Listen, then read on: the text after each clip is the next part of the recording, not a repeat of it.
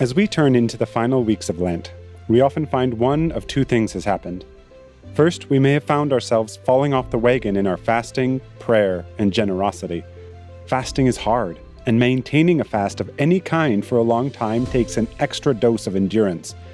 And once we stop, Satan will do everything in his power to try to keep us from starting again. We may start to think, well, I didn't make it. I guess I'll try again next year. Or maybe, fasting just isn't for me. If you find yourself struggling with your fasting and prayer time right now, you're not alone.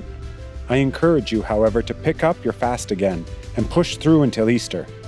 God is not judging us for eating that donut or grabbing a coffee or gobbling an entire pizza, but He does want us to keep turning to Him, no matter what's going on in our lives. At the other end of the Lenten spectrum, we find those people who have fallen in love with their new spiritual disciplines. The extra time with God has proven fruitful and life-giving.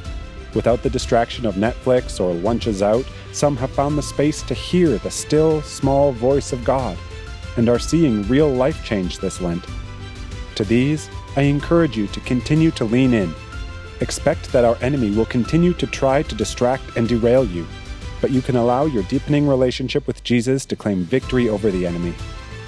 No matter where you find yourself at this point in Lent, know that God still has work to do in your heart. We can be more generous, more faithful.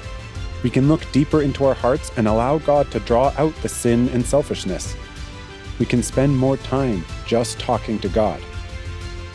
This is where the real test begins. The initial novelty of fasting has worn off. We face discouragement, boredom, and the constant demands of the world. So we lean further into Jesus, trusting in His strength, His faithfulness, knowing that He can carry us to the end. May Christ continue to bless you as you seek His face this week.